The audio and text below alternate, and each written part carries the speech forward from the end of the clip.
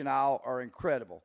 Yep. There's another group right there that's starting to re, bring daylight sword fishing to the Carolinas.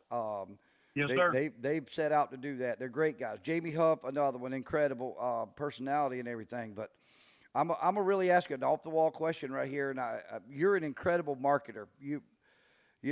People don't understand what all goes on behind the scenes of having a television show. They think it's all fun and games, and you're out there and oh, you get to go fishing all over the world, and that's all you do. When you and I both know 99% of your time is spent doing the business side of it and not even getting to enjoy, the outdoors. Yes, sir. Have you seen? How are you able to market things without a bikini? And listen, I'm bringing that up because Stephen and I have had this discussion since we started this podcast and wanting to grow this podcast. And when you Google anything on YouTube, the first video that comes up, I don't care if you Google vacuum in your house. It's going to be a girl with a bikini in a vacuum. Exactly. Yeah, and they get millions of hits, millions of hits. Well, and it's not about the fishing. Right. It's I about don't want to see you in a bikini, Mark. It's about the girl in the bikini. I'm with you, brother. And it's, the one thing that I promise you, there is one sentence in the history of your lifetime that you will never hear. And that's, gee, I wonder what Mark Davis is thinking. Because I'm going to tell you what I'm thinking. If the need be to put the filters on, I'll put the filters on. But I'm going to give you my opinion on things. You can speak it because I'm sitting with a senator across from me who does the same thing. So keep going. Yeah, carry on. Well, I would tell you that, I make no apologies about what I'm marketing and who I'm marketing to. The one thing that I've always been very keen on was not trying to explain someone else's business model in order to sell my own. So what I essentially will tell people is look, I focus on, if I'm getting 5 million households on Outdoor Channel and it's rent track rated, that means they got to watch the show for 75% of the show without changing the channel to count as a household. You know who the endemics are coming from the Outdoor Channel. They can give you, this is the state breakdown, the geographic breakdown, the inshore versus offshore, freshwater versus saltwater, live bait versus, they can break it down however you want, but the data is there. And where it goes back to the point that you're asking is essentially, I know what my numbers are. I know what my ratings are. I know who my viewers are. I know who my consumers are. I'm not going to pretend that we're comparing apples to apples. At the end of the day, I'm just going to focus on, to answer your question, I'm going to focus on, I'm reaching your consumer. And if you think that they are reaching your consumer and they're doing it, 10 times better than I am with 10 million YouTube views. I mean, I saw a video cross my news feed of a puppy licking a toad and it got 10 million views. So you're going to sign the puppy or the toad or both of them, let them split it because those are views. So at the end of the day, what I'm going to ask is what are you trying to sell and what do you think your fulfillment is in reaching a consumer and delivering a message? There's 3 basic tenements to advertising, and it's always been the same. And I don't care what, course you take, whether it's a 100-level course or you go to an ad agency or whatever else it is, you have to get their attention. You have to tell them what it is and why they need it, and you have to tell them where to get it. And at the end of the day, as long as you're doing that with your business, if you ask yourself the question, what is that view really doing? Is it telling you, it got your attention? Okay, congratulations. Did it tell you what it is and why you need it? Not really. Did it tell you where to get it? Not really. But if you're just looking to see who can get the most views, I got a puppy licking a toad for you that you probably ought to take a look at. Man, you just completely knocked that one out the park, brother. I didn't expect anything less out of you. I appreciate it, brother. I mean, at the end of the day, we used to always laugh in our product meetings at Shakespeare because we had the number 1 selling rod in the world, the Ugly Stick. We sold more of one SKU of an Ugly Stick than most rod companies sold of their entire product line combined. And you'd think, well, yeah, but an Ugly Stick's only, $50 and those rods were $200. Well, guess what, dude? Our profit margin was pretty much the same thing that those guys were making on the $200 rods once it was all said and done. But the one thing we always used to laugh at and really thought was pretty hilarious was we'd hear from buyers all the time that the first thing that they ever tried when somebody would come in to sell them a rod, especially if it was anywhere near what the Ugly Stick was in terms of durability, the price point, the whole nine, the first thing they would do would be to try to tell you why not to buy the Ugly Stick. Seaguar has the same issue with fluorocarbon. Seaguar came up with fluorocarbon line. They came up with the resins. There was no such thing as fluorocarbon line until Seaguar invented it, perfected the process, and they're still the best in the industry. And at the end of the day, the first thing you try to do is you try to explain to people why you don't want to buy an Ugly Stick or why you don't want to buy a Seaguar. Well, right then and there that you're not focused on what you're selling. You're focused on trying to convince them what they're buying is not what they should have.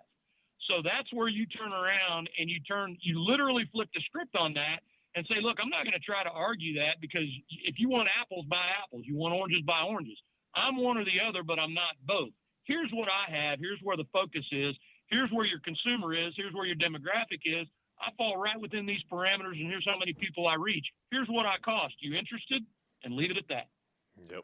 Yep, man, that's awesome. Great philosophy. All right, I'm going to ask you one more question. We're getting to the end of the time period we told you we'd talk, but I'm going to ask you one more question, and I'm going to hit you cold with this one. I have been asking a lot of our guests this same question, and it's going to be hard to answer. Maybe. Yeah, you might. He's going to ask you this question. I'm going to let you think about it. While you're thinking about it, all right, I'll ask you another question. No, right. I'm just kidding. All right, so here's what I'm going to ask you. Okay, a lot of your life has been public, fishing life. A lot of your fishing life has been public. I want you to think about something that has happened in private that you're willing to share with us on the podcast. Something that you find to be inspiring or amazing or revealing, or just something that stands out in your mind about life-changing. Life-changing about your fishing career. We asked the same question to Jim Shockey. I sort of accidentally bumbled into it and started with this question with Jim Shockey, and he knocked it out the park. He did. And ever since then, I thought, I'm going to ask everybody that question. So hopefully I've given you enough time to think about it, but I want to know a private story that you're willing to share with us for the first time.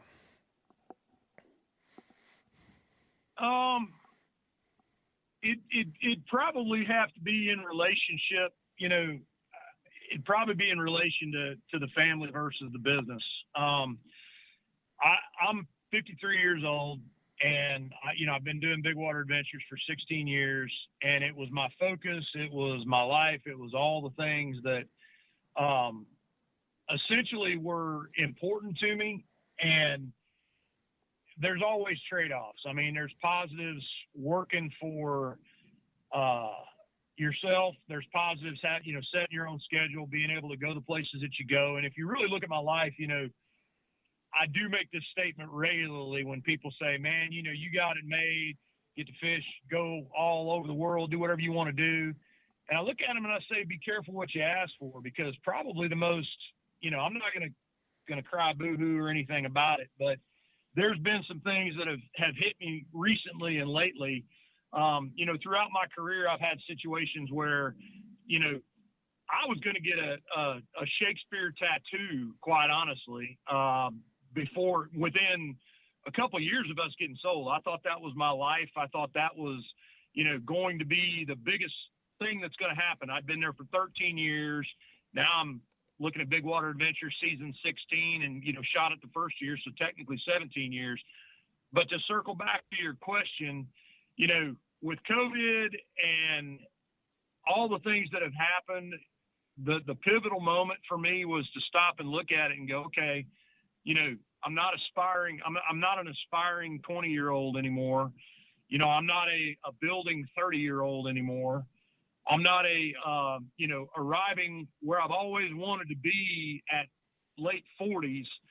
I'm now going into my 50s, and I'm starting to realize for the first time in my life what's important. And it's truly not all the things that I've built. It's more about the things that I need to start focusing on spending my time on. And, without putting it into a whole lot of words, that really boils down to family and looking at what I do instead of looking at that as being my life, starting to look at it as, okay, Big Water Adventures is now where it needs to be. I need to keep it there. I need to constantly strive to get better and better at it, do more things, do better things. But when it really boils down to it, it needs to be my job. And I need to focus on, what's important in life, which, is your family and your health and if you don't have any downtime, you just end up self-destructing. And that's kind of what I've never had. I mean, I was on the road 300 days a year. This is no joke. Between, hunting, fishing, and everything else, 250 minimum since about probably 1996, 97. And that's a lot of time. And I've seen a lot of things. I've done a lot of things. The real regret is that I've missed a lot of stuff too. And most of it is really a personal reckoning for me to start realizing, hey man, COVID at the beginning, we all thought we might die. There's still there are some great people that we lost along the way that very easily and well could have been me. So, when you start making the plans, it's great to plan a year out and where I want to be in 5 years and 10 years, but you better live for today. Make sure you're squared up with your family, with God, with your friends, and don't ever put anything off that's really, truly important. And it's 9 times out of 10, not what you do for a living. Wow. Great answer. Love it. Absolutely. Love it. And absolutely a great answer. I know exactly where you're coming from. I spend a lot of time away from home and with family, and oftentimes you miss them when you're away, but you don't really realize what you have missed until you get back. And I'll say this much, Stephen, we schedule podcasts now. We record on Mondays. We record on Fridays. He's standing in the middle of the State House the rest of the week, and then he gets his weekend, which my partner here is a hero. He's a National Guardsman. Absolutely. And he participates in National Guard, periodically. So he completely can feel it, where you're coming from on that. And I want to say this much. I know Stephen and I are we plan on being at ICAST this year. Yes, sir. We pretty much have inked a deal with somebody pretty big that will be there, I'm hoping, representing however. But I want to challenge you. We want to sit down face to face, and we'll grab some others and sit down and do a podcast while we're there. I know it's a busy time, but at least if we could steal, some 20, 30 minutes and sit down. But no matter what, dude, I got to meet you. I got to hang out with you because I know. That's piece of cake, man. I'll tell you how you need to do it, though. You need to go ahead and set it up now and schedule it for like the last hour and a half on Friday, because by then everybody's done. Everybody's milling around, going to see everybody. And as long as you do it for that, this is I forget. My first ICAST was in 95. The only time I didn't go was the year that they didn't have it, which was 2 years ago. But I've been to every ICAST. It's like a family reunion.